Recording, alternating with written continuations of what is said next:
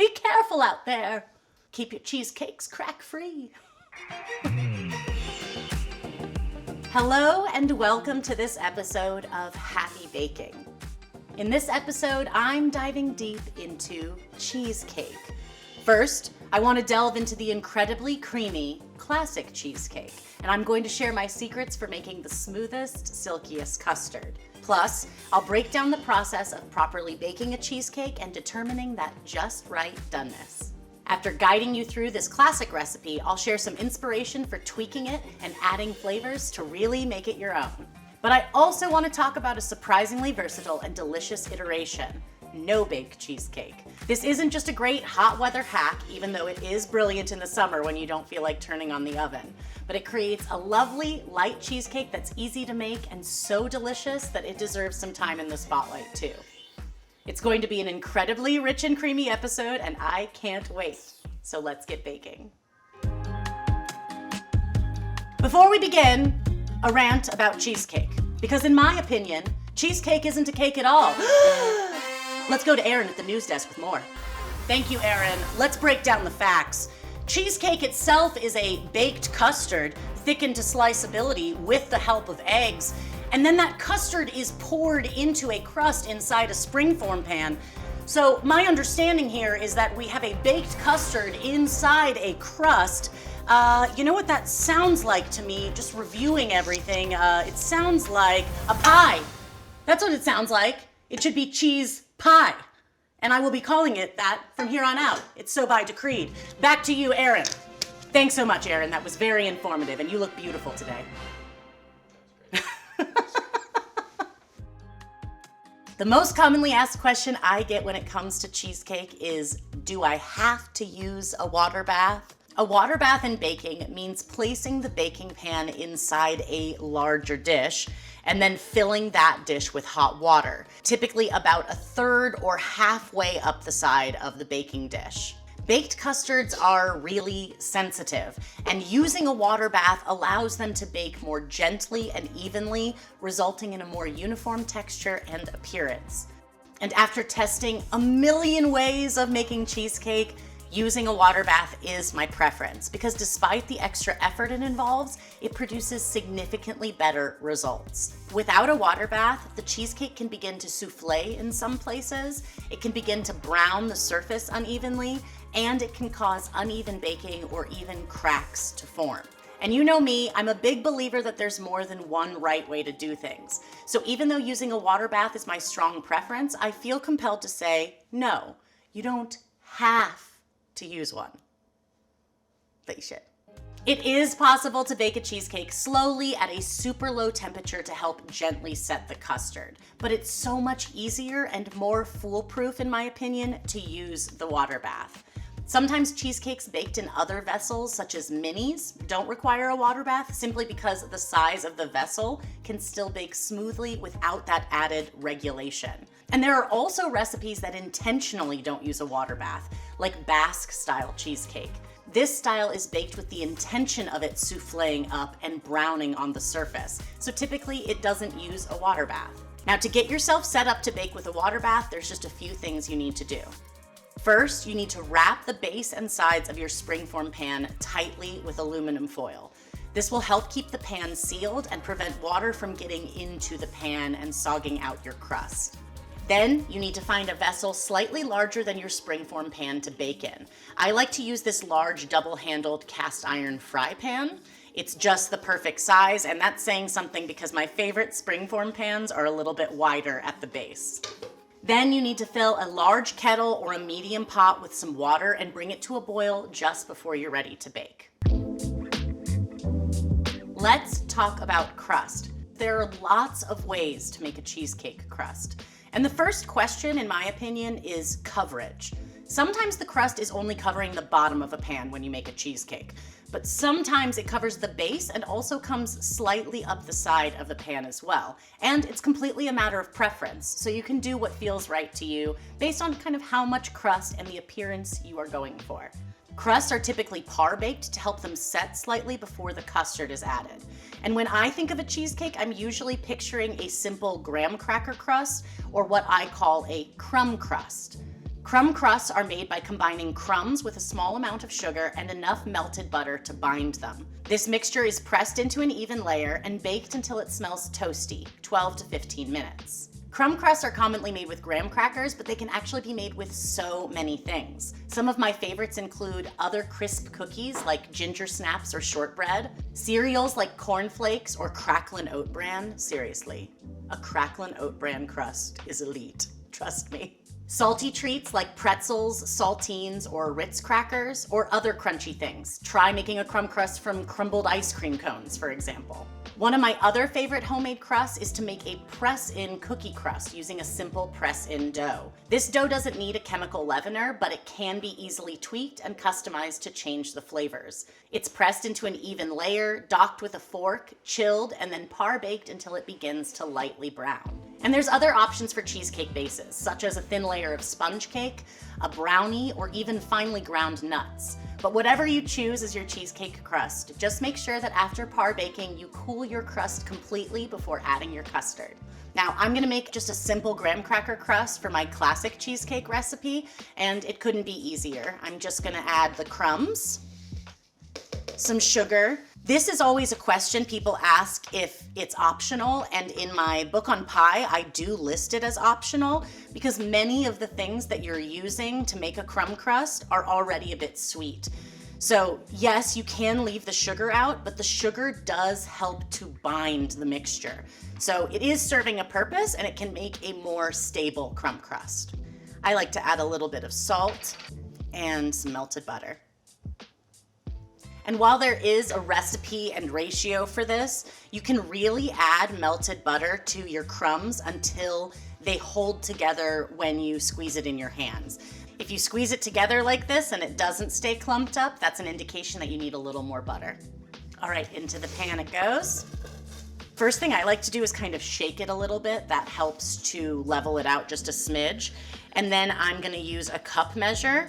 Personally, I really like when the crumb crust comes a little bit up the sides. And I don't know if this is actually true or not, but I feel like it helps make the cheesecake slightly easier to unmold because around that base, you've got that like firmer crust. So someone on my crew just asked me how much you have to compact or compress the crumbs in a crumb crust, and there actually is a bit of a variance there. If you press it really, really tightly and compactly, you're removing all of the air and you're gonna have a firmer crust. It will be sturdier. So sometimes when I'm making crumb crust for pie, I do really compact it in. But for cheesecake or cheese pie, I kind of like that texture of the crumb crust, so I don't compact it super tightly. I sort of just press it in enough to make sure that it's in an even layer. But both ways work. Can't really go wrong with a crumb crust.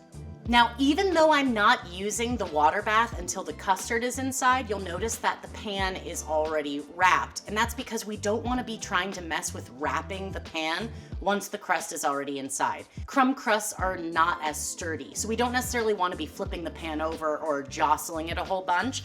So just keep it wrapped with foil from the get-go. All right, this is ready to go into the oven, 350 degrees Fahrenheit, 175 degrees Celsius for 12 to 15 minutes.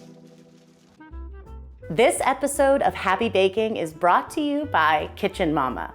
Back in November, I was introduced to some of Kitchen Mama's trusty kitchen tools, and I was so excited when they got in touch again about this super cute avocado one-touch electric can opener. I mean, look at this. Have you ever seen a can opener this adorable? I haven't.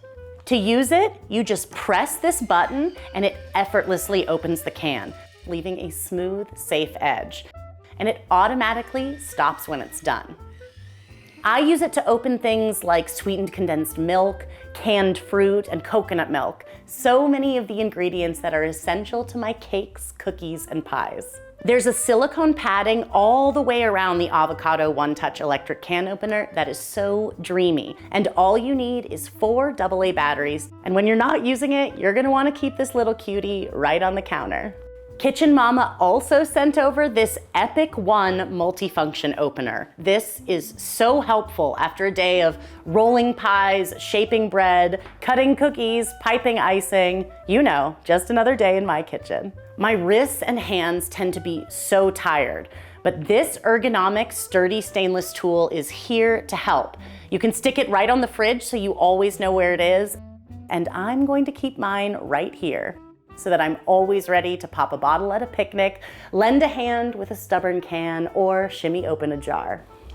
Head over to the official Kitchen Mama website now to check out both of these tools. Click the link in my bio to grab your avocado one-touch electric can opener and check out the full assortment of Kitchen Mama's kitchen tools. Thanks so much to Kitchen Mama. Now let's get back to baking. Let's talk about the process for making cheesecake, specifically classic cheesecake, and I'm gonna tell you my cheesecake secret.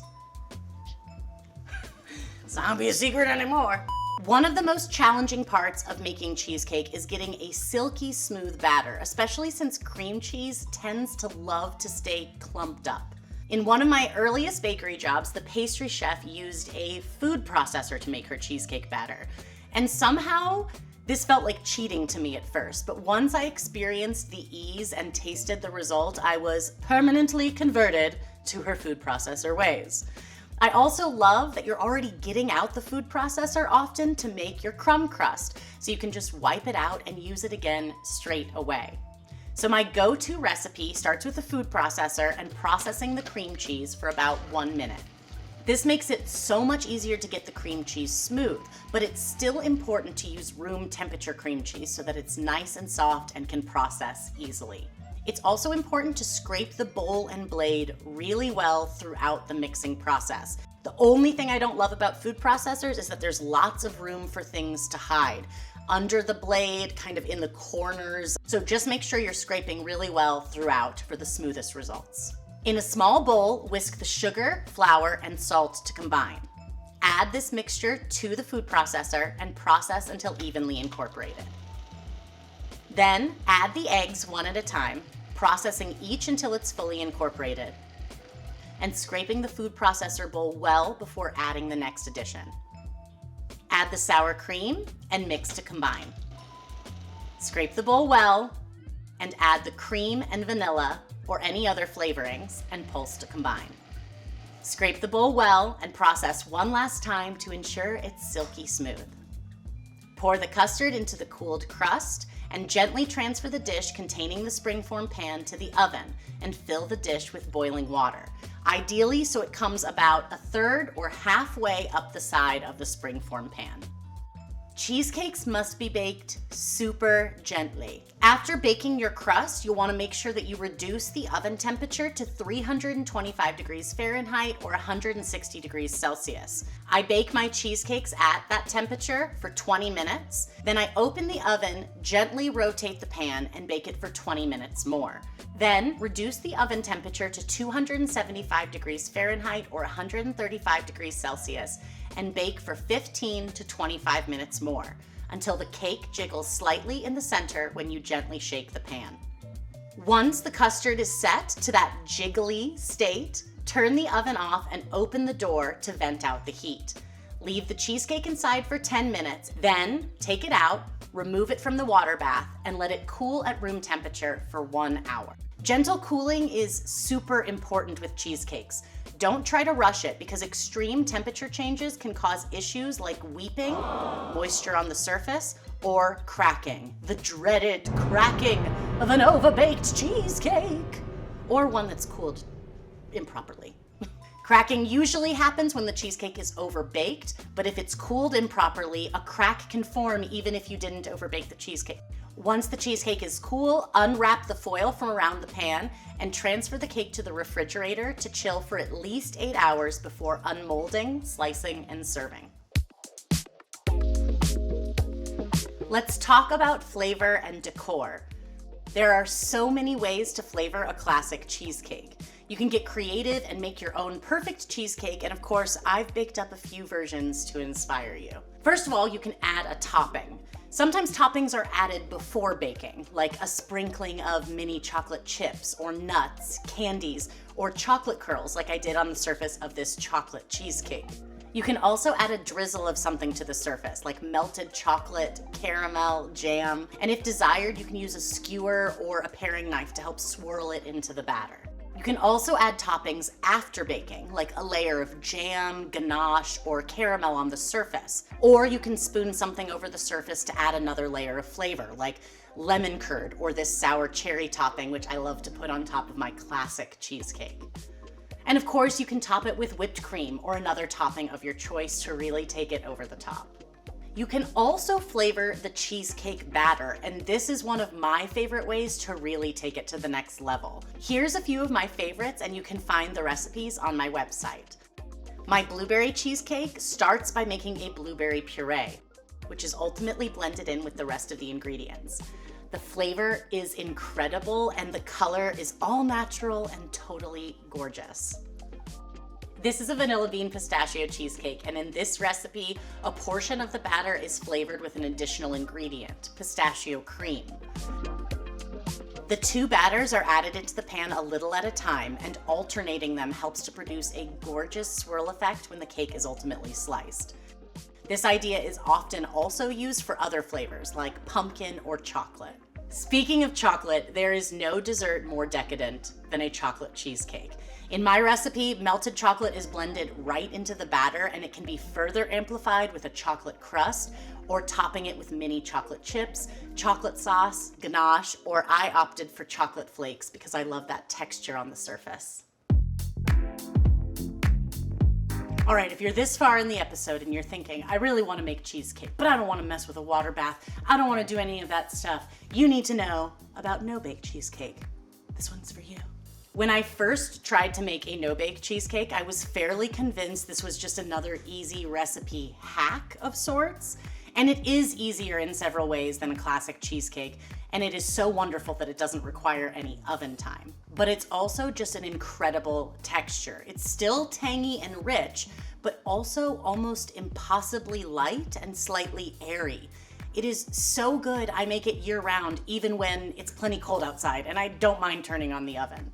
Some recipes use gelatin, but I don't use it in mine, so the base recipe can stay vegetarian, and also there's no eggs in this no-bake cheesecake, so it's a great option for anyone who has an egg allergy or aversion. To make it, lightly grease a 9-inch, 23-centimeter springform pan with non-stick spray, and make room for it to sit flat in both your freezer as well as the refrigerator. You can also make these in a standard cake pan.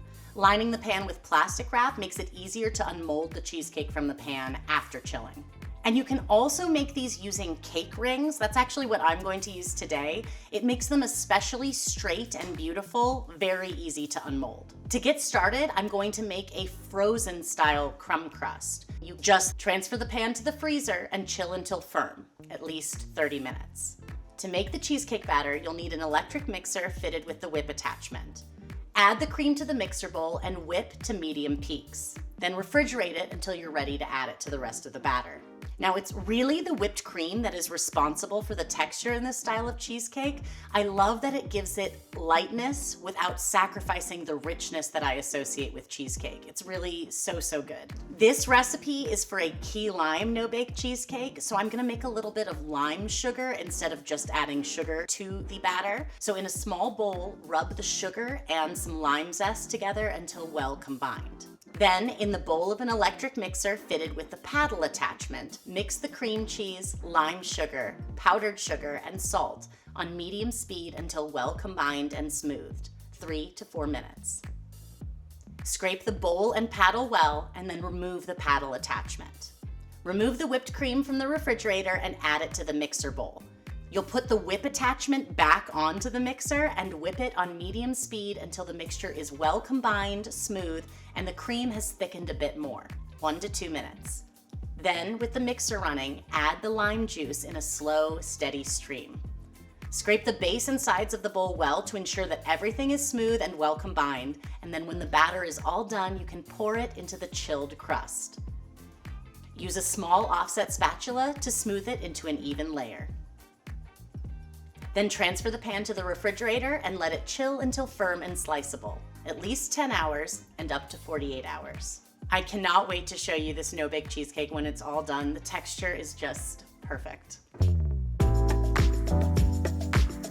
Let's talk about how to unmold your cheesecake. First, let's talk about it for these baked cheesecakes. The most important thing is that the cheesecake has cooled completely and been chilled well before you unmold it. To unmold it from the pan, use a small offset spatula to run around the outside of the cheesecake to loosen, and then you can gently remove the outer ring. Sometimes I also use a small paring knife to do this. Just be careful that you're not scraping your pan at all.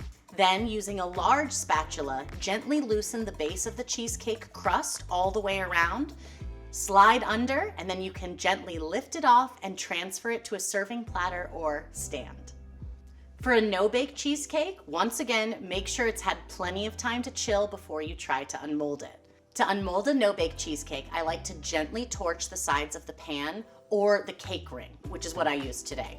Once the ring is removed, you can use a small offset spatula to go around the base of the crust and transfer it to a serving platter or stand. Though, since I used a cake ring today, I actually just built my cheesecake on the platter I want to serve it on, so all I'll need to do is torch it and lift off the ring. Once your cheesecake is unmolded, keep it chilled until you're ready to serve.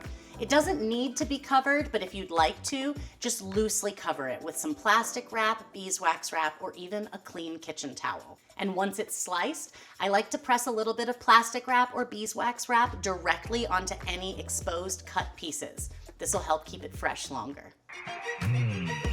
Thank you so much for joining me for this episode of Happy Baking, where I talked all things cheesecake.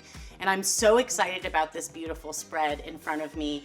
The vanilla bean pistachio cheesecake, which is swirled to perfection, the classic cheesecake with sour cherry topping, the super decadent chocolate cheesecake with a chocolate crust and chocolate curls on top, the beautiful no-bake, which stands with its brethren beautifully, and the super fruity and beautifully purple blueberry cheesecake. I better taste one of these. I mean, goodness. Okay, I've decided I'm going to taste 3. I have to. The classic, first and foremost. It is so hard to beat, this combination. So creamy and rich. But then those sour cherries. And look how beautiful it is with that gorgeous red. I've been staring at this beauty all day, and I can just see how creamy it is. And then you can see that beautiful pistachio shortbread crust.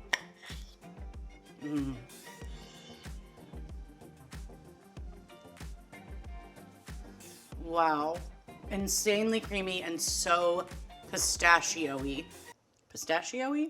And then because I feel like I've talked it up so much, I gotta take one little bite of this no-bake. This is gonna slide right through because it's so fluffy. That is a thing of beauty. Just gorgeous. It's still so rich, but it's so light. Plus, it's so easy to make. I don't even know how I stopped myself from tasting the other two because those were all so delicious. But of course, you can find all of these delicious recipes linked in the video description below and on my website, ErinJeanneMcDowell.com. You can follow me on social media. Find me at eMcDowell on Instagram, at Erin J. McDowell on TikTok, and as Erin Jeanne McDowell on Facebook. Be sure to check out my Substack. It's free to subscribe, and I'm sending out exclusive recipes there every month. And if this episode inspires you to get baking, please let me know. Tag me in your photos on social media or use #HappyBaking. I love to see what you're making in your kitchens.